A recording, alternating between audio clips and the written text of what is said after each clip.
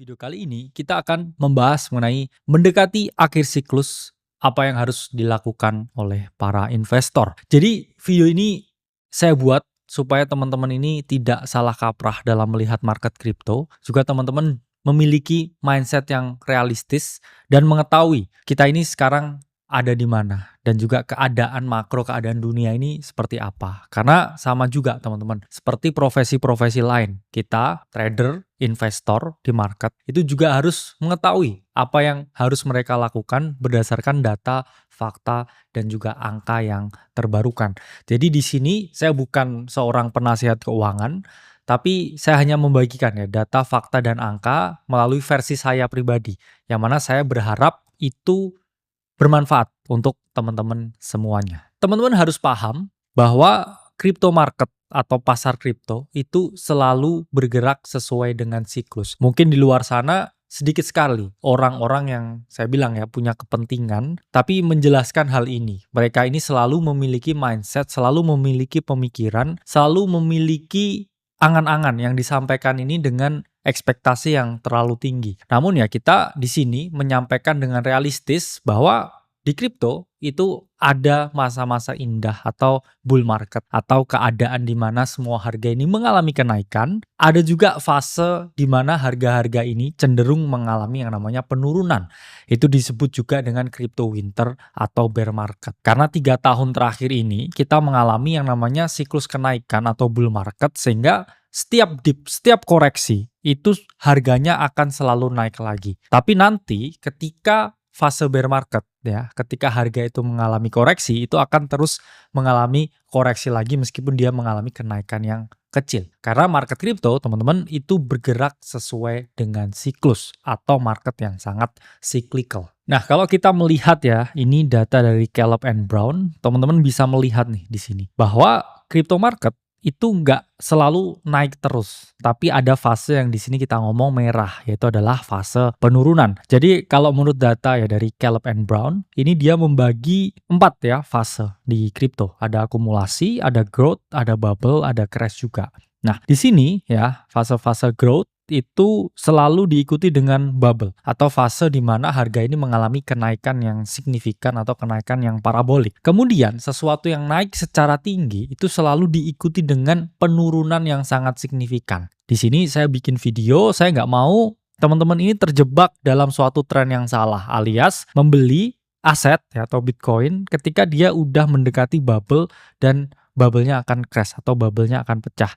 Kita lihat di sini, asetnya itu bisa turun 87%, 84%, dan yang terakhir di bear market 2021-2022, harga Bitcoin itu drop 77%. Jadi kalau teman-teman di sini punya duit 100 juta, terus teman-teman masuk Bitcoin, duitnya ini ya, ini tinggal 23 juta ya, atau teman-teman kalau benar-benar beli di pucuk ya, pakai semua duitnya, langsung masuk satu entry, itu teman-teman akan mengalami penurunan ya, aset yang sangat signifikan. Jadi kalau kita lihat ya di sini patternnya, setiap kali ya ada fase growth ya warnanya hijau, itu selalu diikuti dengan bubble, harga mengalami kenaikan. Sama juga ya seperti di tahun 2020 ya, growth, kemudian 21 signifikan kenaikannya dalam fase bubble. Cuman fase bubble-nya ini makin lama makin mengecil juga. Dan sekarang kita melihat di 2025 sekarang ini harusnya kita udah masuk yang di sini nih ya, OTW dengan potensi bubble. Tapi ingat ya teman-teman, potensi bubble itu selalu diikuti dengan potensi crash. Sehingga mendekati puncak siklus atau mungkin ya harga ini bisa mengalami crash di suatu titik di akhir tahun ini atau di awal tahun depan. Apa yang dilakukan oleh para investor atau apa yang harus dilakukan oleh para investor? Pertama, teman-teman harus memiliki mindset yang realistis. Apa itu artinya mindset yang realistis? Gak ada orang yang tiba-tiba masuk kripto itu terus menjadi kaya raya. Itu kalau gitu ya, semua orang mau langsung masuk. Cuman teman-teman harus paham bahwa kripto ini masuk ke dalam 5 industri yang akan bersinar selama 10-20 tahun ke depan. Kita ngomongin artificial intelligence, kita ngomongin crypto blockchain, terus kita ngomongin biotech, dan juga teknologi-teknologi terbarukan lain. Sektor kripto ini menurut saya adalah sektor yang mana kita bisa akses ya. Kita bisa belajar. Kalau artificial intelligence, kemudian biotech, space exploration, itu satu memang secara teknis itu jauh lebih sulit teman-teman. Dan juga barrier to entry atau teman-teman kalau mau punya exposure misalkan di space exploration, itu membutuhkan modal yang luar biasa gede. Dan sekarang teman-teman kalau mau punya exposure di crypto, ya misalkan mau beli Bitcoin aja bahkan bisa ya dengan 10.000 aja ya kalau pakai platform kita itu adalah Flock. Jadi barrier to entry-nya di crypto ini menurut saya hampir nggak ada. Cuman karena memang orang bisa masuk secara gampang di sini bukan berarti di sininya itu juga gampang. Saya selalu oke buat teman-teman yang mau fokus crypto, tapi saya selalu larang teman-teman yang mau full time crypto. Jadi jangan sampai kamu mau keluar pekerjaan terus ngejar gains-nya crypto, itu yang ada kamu hanya akan mengejar kefanaan atau mengejar kehancuran. Jadi kita harus memiliki mindset yang realistis. Apalagi di sini teman-teman yang udah ngikutin kita dari tahun 2022, dari tahun 2023 dan udah membeli Bitcoin ya dalam jumlah yang oke, pasti saya yakin sekarang kalian udah cuan ratusan persen. Pasti lebih dari 600%. Itu nggak ada salahnya ya kita melakukan yang namanya rebalancing atau kita menata kembali ya portofolio aset yang kita miliki. Saya di sini nggak bilang teman-teman, oke saya harus jual semuanya Bitcoin. Cuman ada suatu porsi ya di mana kita bisa mengatur berapa banyak sih kripto yang ada di portofolio kita, di duit kita. Kalau kita ngerasa udah kebanyakan dan kita udah grow-nya udah signifikan, udah ratusan persen, nggak ada salahnya ya melakukan yang namanya rebalancing. Itulah mengapa kita masuk ke poin yang nomor 2 adalah untuk investor pemula itu oke untuk melakukan dollar cost average atau DCA. Sementara mereka yang baru masuk itu haram hukumnya untuk melakukan lump sum. Apa itu DCA, apa itu lump sum, kita akan jelaskan. Nah, jadi teman-teman, kita ini ada di tahun ketiga di bull market.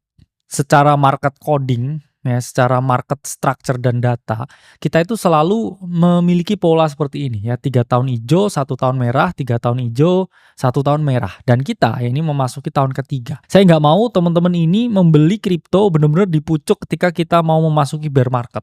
Yang ada ya ada potensi drawdown sesuai dengan siklus-siklus sebelumnya 70-80% sampai 90%. Saya nggak bilang akan ada bear market dan juga aset turun 90% ya, tapi sesuai data sebelumnya crypto winter itu selalu ada. Mungkin ya nanti ketika adopsi udah tinggi ya kita berharapnya penurunan itu tidak sesignifikan itu. Tapi balik lagi teman-teman, selalu ada koreksi di market, selalu ada drawdown yang luar biasa gede. Yang mana saya nggak mau teman-teman ini masuk ke dalam waktu yang mana harga ini mau mengalami yang namanya drawdown. Saya nggak mau teman-teman melihat ya asetnya mengalami penurunan nilai.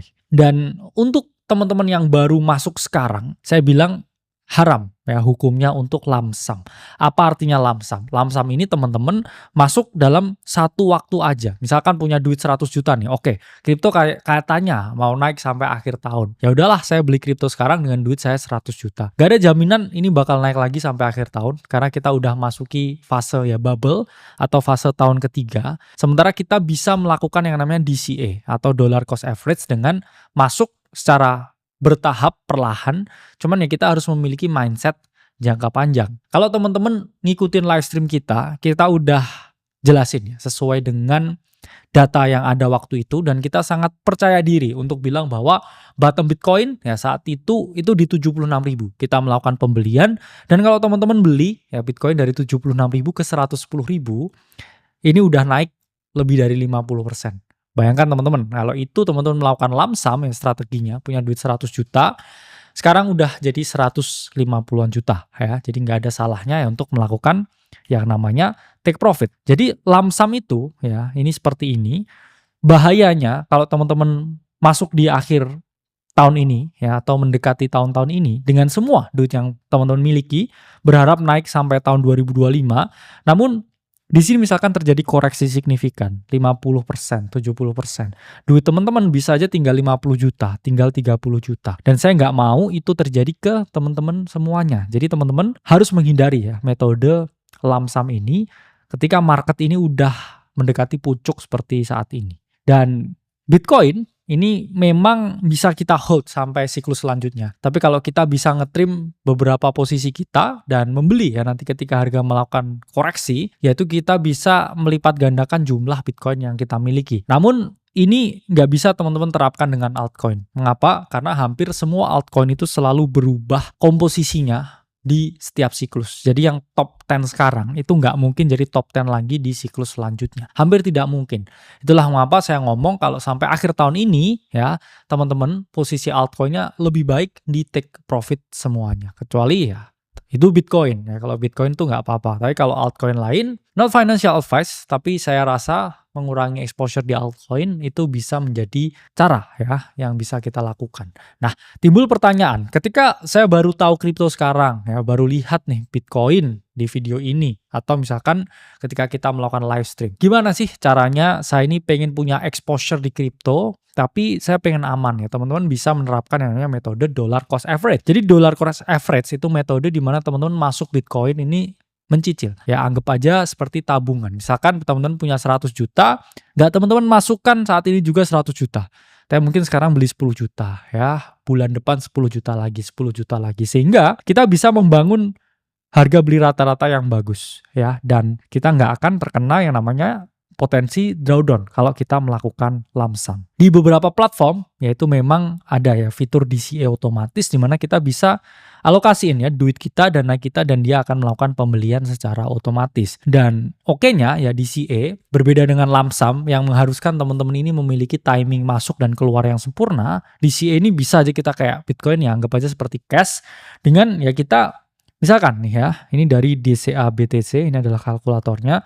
Kalau kita beli $1.000 setiap bulan ya selama 2 tahun dengan total investasi 24.000, ya kita dapat gain 198% dan nilainya ini naik sampai 71.000 US dollar. Jadi DCA ini solusi buat teman-teman yang baru masuk kripto di tahun ini atau baru tahu Bitcoin sekarang. Tapi teman-teman harus punya mindset jangka panjang ya, setiap ada rezeki ya, atau ada uang yang sisa, itu bisa menerapkan strategi di DCA ya. Kalau kamu baru tahu kripto sekarang, kalau kamu mau lump sum, saya bilang itu hukumnya haram ya. Mau masuk sekarang ya atau 2 bulan lagi dengan semua duit yang dimiliki, hati-hati ya dengan potensi adanya perubahan musim ya, dari musim panas ke musim hujan. Saya nggak mau kamu keluar rumah nggak bawa payung, nggak bawa jas hujan terus kehujanan ya. Saya nggak mau kamu sakit. Jadi kamu harus tahu ya bahwa ada musim yang mungkin dan bisa berganti.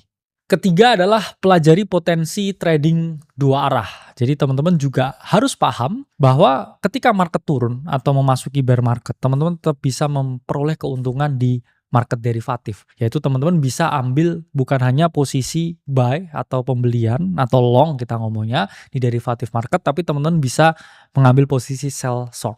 Dimana ketika teman-teman ambil posisi sell short, ini teman-teman bisa memperoleh keuntungan ketika harga dari Bitcoin atau harga aset-aset kripto lain ini mengalami penurunan. Nah, jadi ketika teman-teman menggunakan derivatif market, teman-teman harus memiliki knowledge yang oke, pengetahuan gimana sih caranya trading dua arah, kemudian tetap dapat cuan di bear market. Ya ini teman-teman bisa ya menjadi member dari Akademi Kripto, dan di sini kita ajari ya nggak hanya mengenai blockchain teknologi, crypto investing atau live class, tapi teman-teman juga bisa memperoleh ya berbagai modul mengenai crypto trading di sini. Di sini kita akan jelaskan nih ke teman-teman gimana sih caranya melakukan entry, gimana trading di DEX, gimana trading dua arah, yang mana kita juga ajarin juga ya tentang mind management ya, memanajemen psikologis teman-teman, dan semua teknik yang mana kalau teman-teman habisin ya modulnya ini bisa sampai berbulan-bulan ya. Jadi sangat lengkap ya pembelajaran di Akademi Kripto. Kita pun juga memberikan insight, memberikan informasi mengenai potensi trading dua arah berdasarkan outlook yang saya berikan dan juga Bro Timothy berikan ketika teman-teman menjadi member di Akademi Kripto. Jadi nggak ada salahnya ya teman-teman berinvestasi pada pendidikan, karena marketnya ini OTW menjadi lebih sulit lagi. Jadi teman-teman harus membekali diri kalian dengan pembelajaran, harus membekali diri kalian dengan pengetahuan supaya teman-teman bisa menavigasi ketika keadaan market nanti menjadi sulit dan butuh expertise untuk bisa memperoleh keuntungan di market kripto. Atau juga teman-teman bisa gabung ke komunitas gratis kita. Di bawah setiap hari saya pribadi nulis banyak hal ya tentang kondisi market, tentang apa yang harus teman-teman lakukan, dan ya semoga ya berbagai edukasi tersebut bisa membantu teman-teman untuk bisa memperoleh cuan mandiri di market kripto. Terakhir, teman-teman harus memiliki mindset hari ke hari. Artinya apa? Teman-teman, saya tidak menyarankan kalian untuk buy and hold altcoin dan tidak melakukan take profit sama sekali. Karena lebih baik take profit daripada take picture. kamu seyakin-yakinnya, apapun lah dengan BAX atau dengan altcoin yang kamu hold, kamu harus paham bahwa setiap kali bear market terjadi, itu akan minus lebih dari 90%. Dan untuk bisa kembali ke harga yang lebih tinggi, itu butuh kenaikan ya lebih dari 10 kali lipat. Jadi nggak ada salahnya teman-teman memiliki mindset hari ke hari, ketika beli altcoin udah cuan 200-300%, nggak ada salahnya ya menerapkan moonback strategi, dan nanti di akhir siklus itu teman-teman bisa realisasikan keuntungannya semua. Mengapa? Karena di OTW waktu-waktu yang sulit ya, apalagi waktu nanti yang lebih sulit di crypto winter, teman-teman akan sangat mensyukuri keuntungan 30-40%. Yang mana biasanya ini kalau bull market ya naiknya itu ribuan kali lipat, sekarang teman-teman akan mengapresiasi keuntungan 30-40%. Saya udah 2 kali melewati bear market, saya tahu gimana sulitnya ya memperoleh cuan ketika bear market.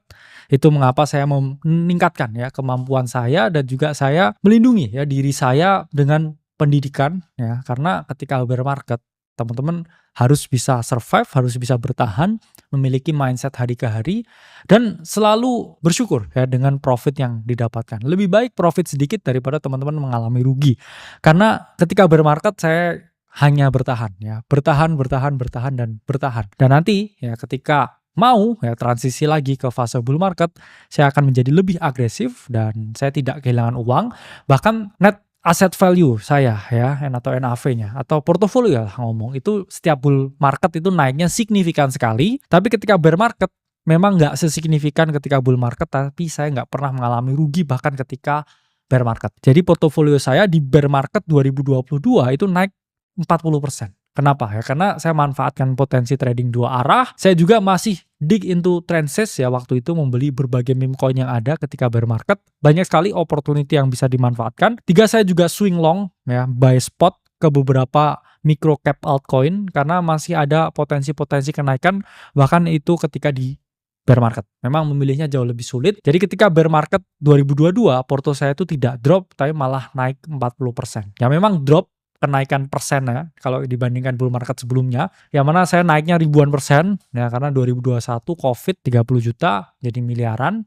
Ketika bear market 2022 saya masih gain 40% karena saya short the market, saya juga trading harian ya, saya swing long beberapa low caps, dan juga saya trading di meme coin di 2022. Saya masih ya melindungi aset saya, bahkan cenderung mengalami kenaikan. Jadi kita punya mindset hari ke hari ya, yang mana biasanya bull market gainnya ratusan persen, bersyukurlah dengan gain puluhan persen nanti ketika bear market atau ketika crypto winter. Jadi itu ya video yang bisa saya jelaskan mengenai keadaan market saat ini, mengenai apa yang harus teman-teman lakukan mendekati puncak ya siklus market kripto, yang mana harusnya ya sesuai dengan siklus-siklus sebelumnya ini 500 hari ya setelah halving. Cuman di market kita nggak ada yang tahu ya, kita bisa melindungi diri kita dari ketidaktahuan dengan menerapkan money management yang baik. Saya Khalid Masada dari Akademi Kripto. Semoga video ini bermanfaat untuk teman-teman semuanya.